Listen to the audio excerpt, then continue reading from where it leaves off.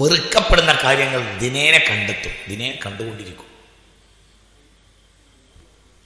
ഫലാ യസ്തതിഉ അൻ യുഗയ്യിറഹു, അതിൽ എന്തെങ്കിലും ഒന്ന് മാറ്റാനോ തിരുത്താനോ അവന് കഴിയുകയുമില്ല എന്ന് മുത്ത് മുഹമ്മദ് മുസ്തഫ സല്ലല്ലാഹു അലൈഹി വസല്ലം. ചിന്തിക്കണം. ഡിഗ്രിക്ക് പഠിക്കുന്ന ഒരു സംഘം കുട്ടികൾ കഞ്ചാവ് വലിക്കുന്നതിനെ കുറിച്ച് ഇന്ന് നേരം എടുത്ത് ഒരു യാത്രയിൽ ഒരു സഹോദരൻ എന്നോട് പറഞ്ഞു.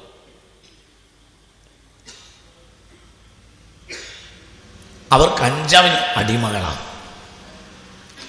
എന്താ ചെയ്യാ ഉസ്താദെ? അറിയൂല. കഞ്ചാവ് എന്നൊക്കെ പറഞ്ഞാൽ പഴയ കാലത്തൊരു പേടി ഉണ്ടായിരുന്നു, വലിയൊരു പേടി.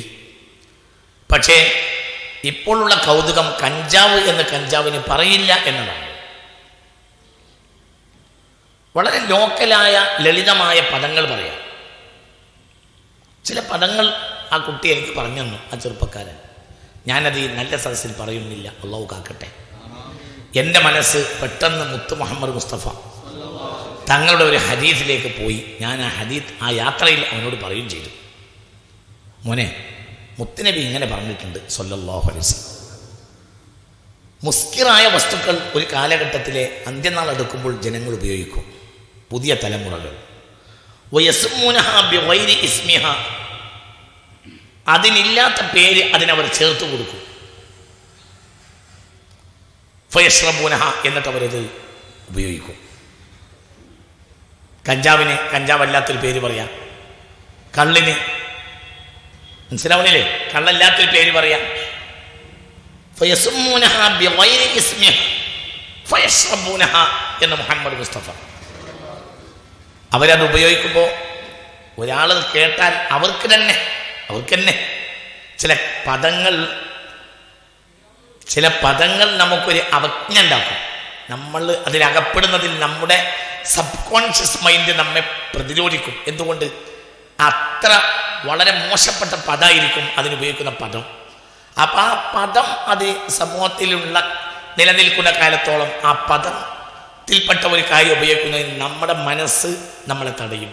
എന്നാൽ ആ പദം തന്നെ എടുത്തു മാറ്റും. എന്നിട്ട് എന്ത് ചെയ്യും? പുതിയ പദം ഉപയോഗിക്കും.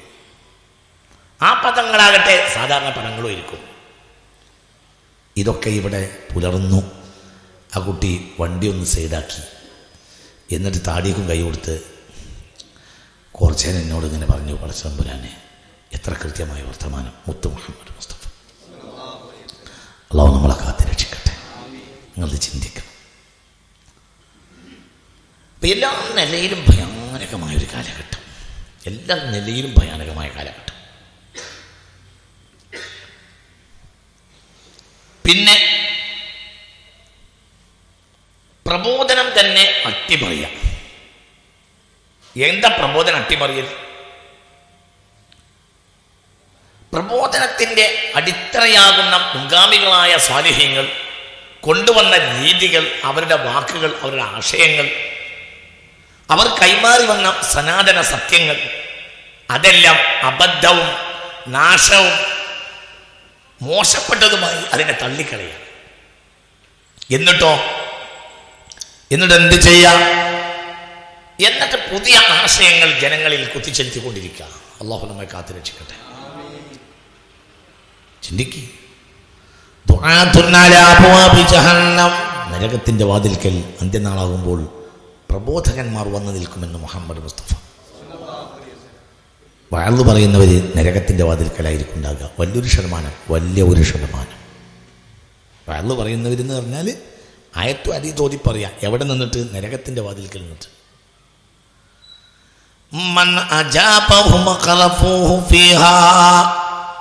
ആര് അവരെ സമീപിച്ചാലും അവരെ നരകത്തിലെത്തിക്കും. അനി നവാസ് ബിൻ സമആൻ റളിയല്ലാഹു അൻഹു ഖാല സമിഅതു റസൂലല്ലാഹി സ്വല്ലല്ലാഹു അലൈഹി വസല്ലം യഖൂൽ. ഈ ഹദീസ് സ്വഹീഹുൽ ബുഖാരി രേഖപ്പെടുത്തിയിട്ടുണ്ട്. എൻ്റെ ഷെയ്ഖ്, എൻ്റെ ഉസ്താദ്, ഹദീസ് എനിക്ക് പഠിപ്പിച്ചു തന്ന എൻ്റെ ഉസ്താദ് അവസാനം ഈ ഹദീസ് എഴുതിയിട്ട് എനിക്ക് ഹദീസിൽ സമ്മതം തന്നു. ബുഖാരിയിൽ എനിക്ക് സമ്മതം തന്നപ്പോൾ എഴുതി തന്ന ഹദീസ് ഈ ഹദീസാണ്.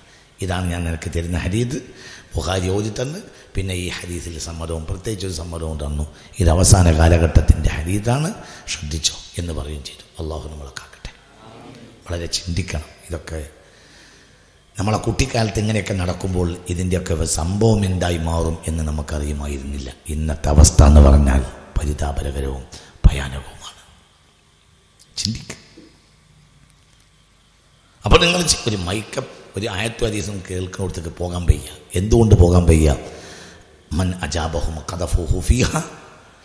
അവിടെ പോയി ഇരുന്നാൽ പോലും അത് ഏതൊക്കെയോ പ്രസ്ഥാനങ്ങളുടേതായിരിക്കും. അതിന് മുൻഗാമികളായ സാലിഹ്യങ്ങളുമായി ഒരു ബന്ധവും ഉണ്ടാവില്ല. പിന്നെ കൊണ്ടേ നരകത്തിലിടും. മൻ അജാബഹും ഖദഫുഹു ഫീഹ. അവർക്ക് ആര് ഉത്തരം കൊടുത്താലും അവരെ ഈ വ്യക്തിയെ അവർ നരകത്തിൽ എത്തിക്കുമെന്ന് മുഹമ്മദ് മുസ്തഫ. ചിന്തിക്കണം. ഇനി ഇതൊന്നുമല്ലാത്തൊരു മൂന്നാമത്തെ പ്രശ്നം. എൻ്റെ മൂന്നാമത്തെ പ്രശ്നം, മനുഷ്യൻ ഇത്രയേറെ ഭയാനകമായ ഒരു കാലഘട്ടത്തെ മനുഷ്യൻ വളരെ ഈസിയായി സമീപിക്കുക. ഉദാഹരണം പറയാ, ജീവിതം മൊത്തം ഒരു ഈസിയാവുക, ജീവിതം നിസ്സാരമാവുക, ജീവിതം ഒരു നിസ്സാരമായി കാണുക. അള്ളാഹു നമ്മളെ കാത്തു രക്ഷിക്കട്ടെ. ഉദാഹരണം പറയാം, അസർ വരെ കച്ചവടം ചെയ്തിരുന്നവർ, പണിക്ക് പോയിരുന്നവർ, ഓതാൻ പോയിരുന്നവർ, സ്കൂളിൽ പോയിരുന്നവർ, അല്ലെങ്കിൽ മറ്റേർപ്പാടുകൾ ചെയ്തിരുന്ന തെങ്ങുമ്മലും കവുമ്മലൊക്കെ കയറിയിരുന്നവർ, കന്നുകൂട്ടിയിരുന്നവർ, ഇങ്ങനെയൊക്കെ ഉള്ള ആളുകൾ നമ്മുടെ നാട്ടിൽ ഇഷ്ടം പോലെ പഴയ കാലത്ത് ഉണ്ടായിരുന്നു. അപ്പോൾ അവരെന്ത് ചെയ്യുന്നറിയോ? അസറിന് ശേഷം ഒരു എൻജോയ്, ഒരു രസം. അവർ വേനൽക്കാലത്ത് ഈ കൊയ്ത്തൊക്കെ കഴിഞ്ഞ പാടത്ത് 2 മുളവടിയൊക്കെ കൊണ്ടുവന്ന് കെട്ടി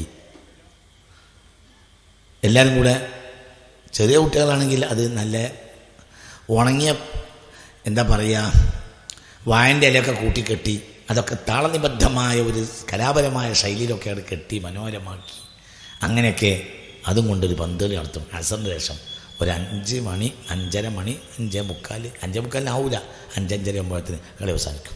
ഒരു മണിക്കൂർ 1.5 മണിക്കൂർ സ്കൂൾ വിട്ട്.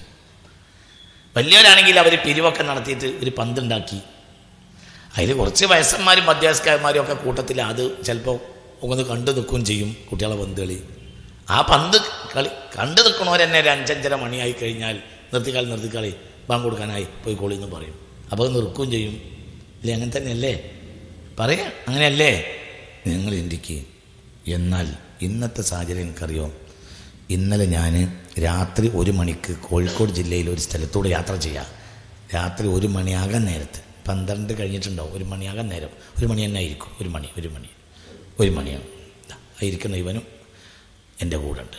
1 മണി കഴിഞ്ഞിട്ടുണ്ടാവും. അങ്ങനെ ആ 1 മണി, ഏകദേശം 1 മണി ആ നേരത്ത് യാത്ര ചെയ്യുക. നിങ്ങൾ ചിന്തിക്കുക, കോരിച്ചൊരിയുന്ന മഴ, ഇതൊന്നും കുട്ടികൾക്ക് പ്രശ്നമല്ല. കുട്ടികൾ ആ നേരത്ത് പറയും പന്തളിക്കുക, കുട്ടികളെ നേരത്ത് പന്തളിക്കുക. ചിന്തിക്കുക, നിങ്ങൾ ചിന്തിക്കുക. ഏതാ നാട്? കോഴിക്കോട്. ഏതാ കോഴിക്കോട്? സ്വഹാബികളിൽ ബദരീങ്ങൾ വരെ ഇവിടെ മരിച്ചു കിടക്കുന്നുണ്ട്. നാം കോഴിക്കോട്ടങ്ങാടിയിൽ ബദരീങ്ങൾ വരെ മരിച്ചു കിടക്കുന്നുണ്ട്. ബദറിൽ പങ്കെടുത്ത സ്വഹാബികൾക്ക് കോഴിക്കോട് വന്ന് കോഴിക്കോട് ജീവിച്ച് കോഴിക്കോട് മരിച്ചവരുണ്ട്. ചിന്തിക്കുക, വളരെ ചിന്തിക്കുക. വിളി കേൾക്കുന്ന ദൂരത്താണ് പാറപ്പള്ളി. അവിടെ ബഹുമാനപ്പെട്ട മഹാനായ തമീമുൽ അൻസാരി റളിയല്ലാഹു അൻഹു, ബഹുമാനപ്പെട്ടവർ അവിടെ അന്തി ഉറങ്ങുന്നുണ്ട് പാറപ്പള്ളിയിൽ.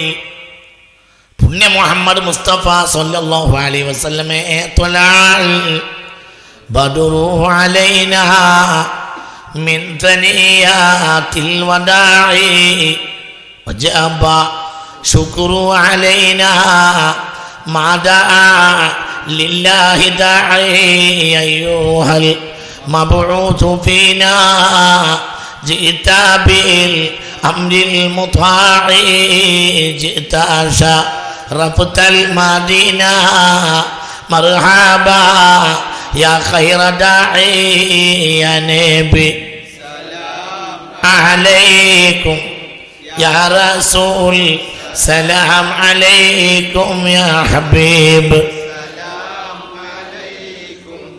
സ്വലവാത്തുല്ലാഹി അലൈക്കും. അവരാണ് അവിടെ കിടക്കുന്നത്. അതിൻ്റെ തൊട്ടപ്പുറത്ത് വെളിപ്പാട് അകലെ ഒരു പള്ളിയുണ്ട്. ആ പള്ളിയുടെ പേര് മസ്ജിദ് ഖദർ എന്നാണ്. എന്തുകൊണ്ട്? ആ ഏരിയയിൽ പലപ്പോഴും ഖിദർ നബിയെ കാണപ്പെട്ടിട്ടുണ്ട് അലൈഹിസ്സലാം.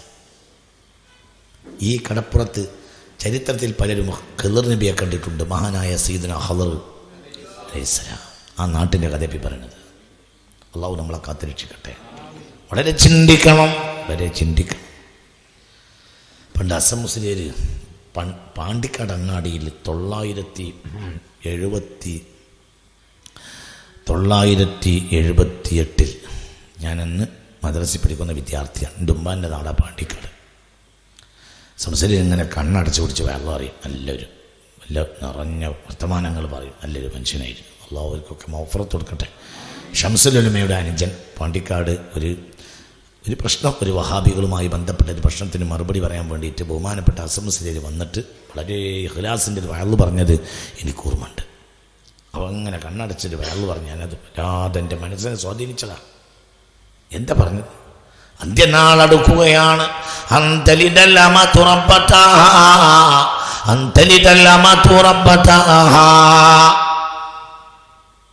അടിമപ്പും പെണ്ണ് ഉടമയെ പ്രസവിക്കുന്ന കാലം വന്നിരിക്കുന്നു. അദ്ദേഹം പറയാ, എന്താണ് ജനങ്ങളെ അടിമ പെണ്ണ് ഉടമയെ പ്രസവിക്കുക എന്ന് നിങ്ങൾക്കറിയുമോ? അത് മറ്റൊന്നുമല്ലാതെ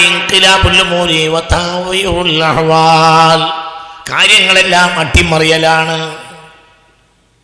ഒരു കാലത്ത് നല്ലതായി കണക്കാക്കിയ കാര്യങ്ങൾ പിൽക്കാലത്ത് ചീത്തയായി മാറും. ഒരു കാലത്ത് ചീത്തയായി കണക്കാക്കിയ കാര്യം ആരും എതിർക്കാനില്ലാത്ത വിധത്തിൽ അത് ഭംഗിയായി നടക്കും. പക്ഷെ നമ്മളെ കാത്തുരക്ഷിക്കട്ടെ. അള്ളാഹു നമ്മളെ കാത്തുരക്ഷിക്കട്ടെ. അള്ളാഹു നമ്മെ കാക്കട്ടെ. എവിടേക്ക് എനിക്ക് മനസ്സിലാവണില്ല. എതിർക്കാൻ പറ്റൂല. ആലിമീങ്ങൾക്ക് ഇന്ന് എതിർക്കാൻ പറ്റുകയില്ല. ജീവിതത്തെ നിസ്സാരവൽക്കരിക്കുന്ന ആളുകളുടെ മേൽ അള്ളാഹുവിന്റെ കോപമിറങ്ങും. അഫഅമിന അഹ്ലുൽ ഖുറാ അൻ യഅതിയഹും ബഅസുനാ ബയാതൻ വഹും നായിമൂൻ. പരിശുദ്ധ ഖുർആനിൽ ഖാല അല്ലാഹു അസ്സ വജൽ,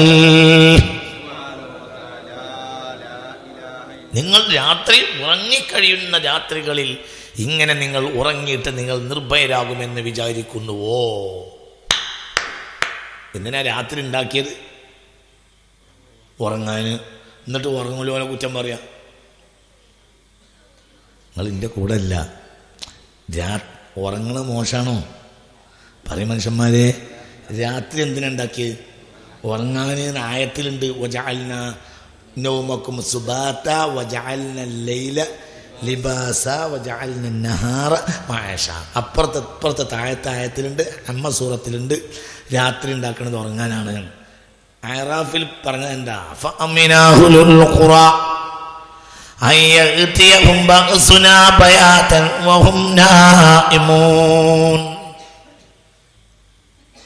നിങ്ങളങ്ങനെ ഈസിയായി അങ്ങനെ സുഖസുഷുപ്തിയിലായി നിങ്ങളങ്ങനെ ഉറങ്ങിക്കിടക്കുന്നതിൽ നിർഭയരായി ഉറങ്ങിക്കിടക്കാമെന്ന് നിങ്ങൾ വിചാരിക്കുന്നുവോ? പഠിച്ചോനെ, അള്ളാഹുവെ കാത്തുരക്ഷിക്കട്ടെ. ഉറക്കെ പറ, അള്ളാഹു കാക്കട്ടെ. അള്ളാഹു കാത്തുരക്ഷിക്കട്ടെ. അള്ളാഹു കാത്തുരക്ഷിക്കട്ടെ. അള്ളാഹു കാത്തുരക്ഷിക്കട്ടെ. നോക്ക് ഇനി താഴത്ത് വേറൊരായത്ത്.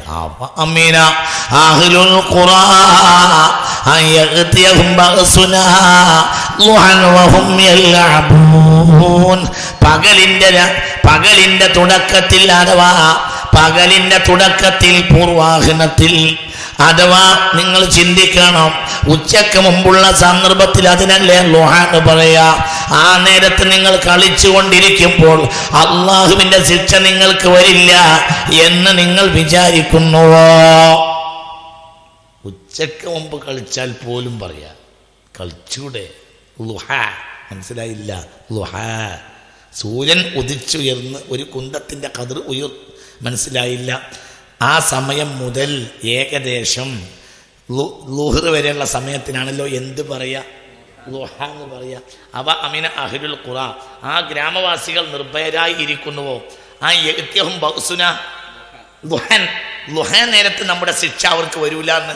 ഓഹും യൽഅബൂന, ആ നേരത്തെ അവർ കളിക്കുകയാണ്. കളിക്കണ നേരത്തിന്റെ ശിക്ഷ വരില്ല എന്നാണ് അവർ വിചാരിക്കുന്നത്. രാത്രി 1 മണിക്കല്ല കളിക്കണത്. എപ്പോ? പകല് രാവിലെ കളിക്കുമ്പോൾ അവരുടെ ശിക്ഷ വരില്ല എന്നാണോ അവർ വിചാരിക്കണത്? രാത്രി ഇങ്ങനെ ഈസിയാക്കി ഒരു തഹജ്ജുദ് പോലെ നിസ്കരിക്കാതെ കിടന്നുറങ്ങുകയാണെങ്കിൽ എൻ്റെ ശിക്ഷ വരില്ല എന്നാണോ അവര് വിചാരിക്കണത്? രാത്രി ഉറങ്ങിക്കൂടെ? എന്നിട്ട് പോലും ആക്ഷേപിച്ചു. എങ്കിൽ എന്താ ഇന്നത്തെ സാഹചര്യം? പറയാൻ ഒരാളില്ല, പറഞ്ഞാൽ ലീസ്റ്റ് കിട്ടു.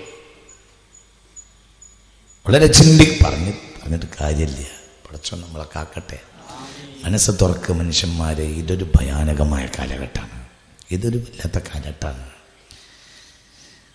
നിങ്ങളിത് ചിന്തിക്കണം. ഇതൊരു വല്ലാത്ത കാലഘട്ടമാണ്.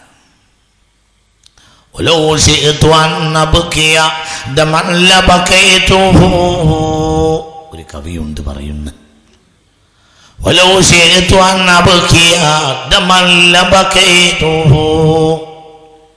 രക്തം കരയാൻ എനിക്ക് കഴിയുമായിരുന്നെങ്കിൽ ഞാൻ രക്തവും കരയുമായിരുന്നു. പടച്ചോൻ നമ്മളെ കാത്തിരക്ഷിക്കട്ടെ. ചിന്തിക്കണം.